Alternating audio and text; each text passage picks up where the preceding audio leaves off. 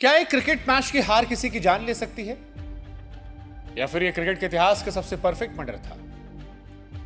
18 मार्च 2007 की वो मनहूस सुबह जमैका का होटल पेगासस का कमरा नंबर 374। जैसे ही दरवाजा खुलता है, नजारा देखकर दुनिया की सांसें थम जाती हैं, क्योंकि फर्श पर पाकिस्तान के कोच बॉब वुलमर की लाश पड़ी थी। ना कोई हथियार, ना कोई गोली, बस एक खामोश। लेकिन सवालों का जो खेल इसके बाद शुरू हुआ वो आज तक बरकरार है। पुलिस ने कहा दिल का दौरा पड़ा, फिर कहा गला घोटकर हत्या हुई, फिर केस बंद हो गया। लेकिन सवाल यह है कि अचानक उस रात कमरे में वुलमर के साथ हुआ क्या था? क्या वो सट्टाबाज थे, फैंस नाराज थे, या कोई अपना ही उन्हें मारकर चला गया? Andrew Woolmer, the Pakistan team coach, has passed away today. इस कहानी की शुरुआत मौत से कुछ घंटे पहले होती है। तारीख थी 17 मार्च 2007। मौका था वेस्ट इंडीज में क्रिकेट वर्ल्ड कप को लेकर। जमैका का सबीना पार्क स्टेडियम खचाखच भरा था। मुकाबला था पाकिस्तान आयरलैंड के बीच। कागजों पर पाकिस्तान एक मजबूत टीम थी, आयरलैंड कमजोर। लेकिन क्रिकेट में कुछ भी होता है। उस शाम भी ऐसा ही कुछ हुआ, जिसने पाकिस्तान को हिलाकर रख दिया। आयरलैंड ने पाकिस्तान को हरा दिया और इस हार के साथ ही पाकिस्तान वर्ल्ड कप से बाहर हो गई। मैदान पर सन्नाटा था। पाकिस्तान के कोच बॉब वुलमर अपनी कुर्सी पर सिर झुकाए बैठे थे। 58 साल का यह पूर्व इंग्लिश क्रिकेटर हमेशा शांत रहता था, लेकिन उस दिन चेहरे पर बेबसी और गुस्सा साफ दिख रहा था। ड्रेसिंग रूम का माहौल किसी मातम से कम नहीं था। खिलाड़ी एक दूसरे से नजरें नहीं मिला रहे थे। कप्तान इंजमाम पूरी तरह टूट चुके थे। इस मैच के बाद प्रेस कॉन्फ्रेंस में वुलमर ने जिम्मेदारी ली। कहा, मैं इस प्रदर्शन पर क्या कहूं, ये बुरा था। इसके बाद टीम होटल लौटी। कोई बात नहीं कर रहा था। बाहर फैंस नारेबाजी कर रहे थे। होटल पहुंचकर बॉब वुलमर सीधे लिफ्ट की तरफ बढ़े। कुछ खिलाड़ियों से बस इतना कहा कि वो थके हैं और अपने कमरे में जाना चाहते हैं। वह लिफ्ट में चढ़े, 12वीं मंजिल का बटन दबाया, लिफ्ट का दरवाजा बंद हुआ। बॉब वुलमर, यह आखिरी मौका था जब लोगों ने उन्हें जिंदा देखा। इसके बाद वो कमरा नंबर 374 में चले गए, बंद किया, और उस बंद कमरे में क्या हुआ वो आज तक एक राज है। अगली सुबह 18 मार्च जमैका में सूरज निकल चुका था। होटल के डाइनिंग हॉल में पाकिस्तान टीम नाश्ते के लिए इकट्ठा हुई। सभी खिलाड़ी धीरे धीरे आए, लेकिन कोच की कुर्सी खाली थी। बॉब वुलमर वक्त के पाबंद थे। वो कभी भी मीटिंग या नाश्ते के लिए देर नहीं करते थे। जब काफी देर तक नहीं आए तो टीम मैनेजर ने होटल स्टाफ को उन्हें कमरे को चेक करने भेजा। एक हाउसकीपिंग स्टाफ उन्हें कमरे में पहुंची और घंटी बजाने पर खामोशी दिखाई पड़ी। उसे लगा शायद कोच सो रहे। उसने मास्टर की का इस्तेमाल किया, दरवाजा खोला।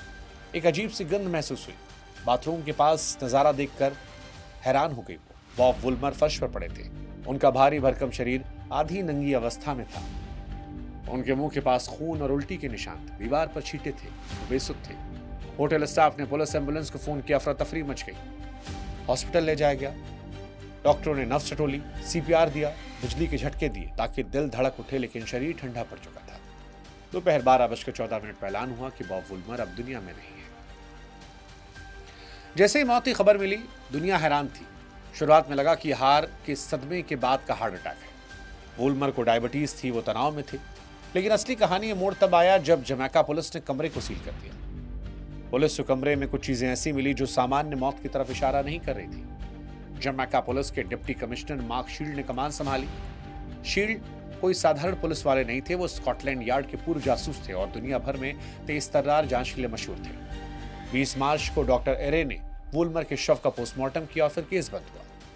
फिर 22 मार्च को मार्क शील्ड मीडिया के सामने आए। पूरी दुनिया की निगाहें थी और यह कहा कि बॉब वुलमर की मौत स्वाभाविक नहीं है, उनका मर्डर हुआ है। पुलिस ने बताया वुलमर का गला घोटा गया।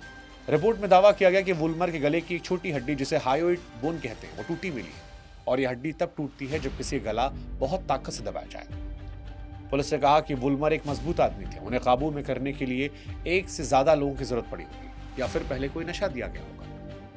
यह खबर आग की तरह फैली। क्रिकेट विश्व कप अब एक क्राइम सीन बन चुका था। पाकिस्तान की टीम शक के घेरे में थी। जैसे ही हत्या की बात सामने आई, शक की पहली सुई घूमी उन लोगों पर जो वुलमर के सबसे करीब थे।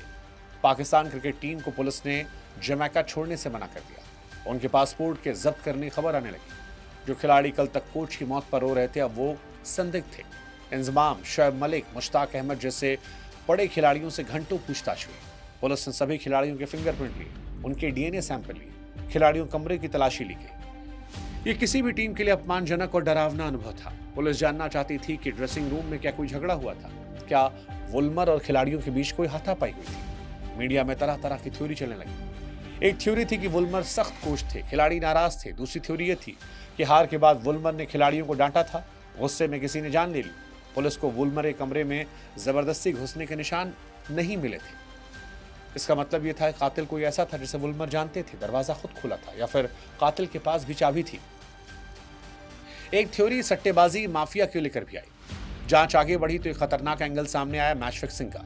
अफवाहें थी कि पाकिस्तान और आयरलैंड का मैच फिक्स था। कहा जाने लगा कि वुल्मर को इस फिक्सिंग का पता लग गया था, पर्दाफाश करने वाले थे। खबर आई कि वुल्मर एक किताब लिख रहे थे, आत्मकथा, जिसमें क्रिकेट की दुनिया के कई काले राज खुलने वाले थे। कहा गया सट्टेबाजी सिंडिकेट यानी सट्टा माफिया को डर था कि वुल्मर ने मुंह खोला तो कई बड़े लोग फंस जाएंगे, इसलिए उन्हें हमेशा के लिए खामोश कराया गया। ये थ्योरी इसलिए भी मजबूत थी क्योंकि वुल्मर पहले साउथ अफ्रीका के कोच थे।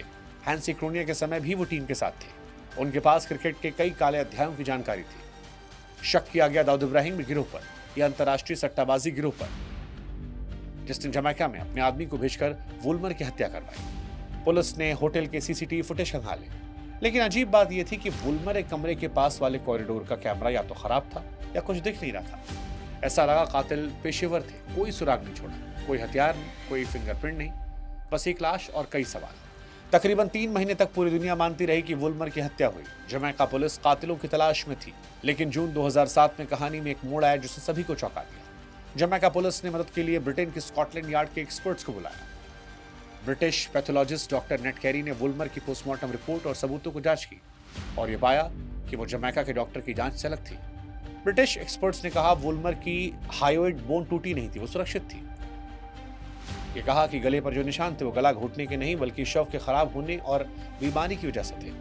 कोई जहर का जिक्र भी नहीं रहा। एक्सपर्ट्स ने निष्कर्ष निकाला कि वुल्मर का वजन ज्यादा था, उन्हें स्लीप एपनिया की बीमारी थी, उनका दिल बड़ा हो चुका था, गंभीर डायबिटीज थी, हार के तनाव, गुस्से और शायद शराब के सेवन ने शरीर पर असर डाला, दिल का दौरा पड़ा और सांस रुकने से मौत हो गई। 12 जून 2007 को जमैका पुलिस ने यह अनाउंसमेंट की कि बॉब वुल्मर की हत्या नहीं हुई थी, नेचुरल डेथ थी। मार्क शील्ड मीडिया के सामने आए, गलती मारी, कहा हमने गलत दिशा में जांच की। पुलिस ने केस फाइल बंद कर दिया, पाकिस्तान को क्लीन चिट मिल गई, लेकिन सच अभी भी सवालों के घेरे में है। नवंबर 2007 में एक कोरोनर की जरी बिठाई गई ताकि मौत का आखिरी कारण तय किया सके। जूरी ने हफ्तों तक गवाहों को सुना, डॉक्टर की बात को सुना। अंत में जूरी किसी नतीजे पर नहीं पहुंची। इसका मतलब यह था कि वो ना तो इसे पूरी तरह हत्या मान पा रहे थे और ना नेचुरल डेथ। यह कानून की भाषा में एक बहुत बड़ा क्वेश्चन मार्क था और इसी वजह से आज भी कई सवाल हैं। पहला सवाल कि अगर नेचुरल डेथ थी तो फिर डॉक्टर सेशैया जैसे अनुभवी डॉक्टर ने हड्डी टूटने की इतनी बड़ी गलती कैसे की? क्या उन पर कोई दबाव था? कमरे में खून और उल्टी के निशान संघर्ष की कहानी क्यों कह रहे थे? अगर हार्ट अटैक आया तो दीवार पर खून के छींटे कैसे गए? और जांच इतनी जल्दी बंद क्यों की गई? क्या वर्ल्ड कप को बचाने के लिए, क्रिकेट की साख बचाने के लिए इस मामले को दबा दिया गया? बॉब वुल्मर की पत्नी ने भी बाद में माना कि शायद पति की मौत बीमारी से हुई, लेकिन क्रिकेट फैंस, क्राइम एक्सपर्ट आज भी संदेह की नजर से देखते हैं। कुछ लोग इसे परफेक्ट मर्डर मानते हैं जिसमें जहर का ऐसा इस्तेमाल किया गया जो पकड़ में नहीं आया। 2007 का वर्ल्ड कप क्रिकेट इतिहास का सबसे काला अध्याय बन गया। वुल्मर चले गए, लेकिन अपने पीछे एक ऐसी पहेली छोड़ गए जो अभी भी नामुमकिन। कमरा नंबर 374 अब शायद किसी और गेस्ट के लिए खुल गया, लेकिन उस कमरे की दीवारों ने उस रात जो दिखाया वो हमेशा के लिए उन दीवारों में दफन हो गया। बॉब वुल्मर की कहानी याद दिलाती है कभी हकीकत किसी भी जासूसी उपन्यास से ज्यादा पेचीदा और डरावनी होती है। और ये सवाल आज ही बरकरार है, वो मरे थे या बांध दिए गए थे? पाकिस्तान टीम कोच की हत्या हुई थी या नेचुरल डेथ?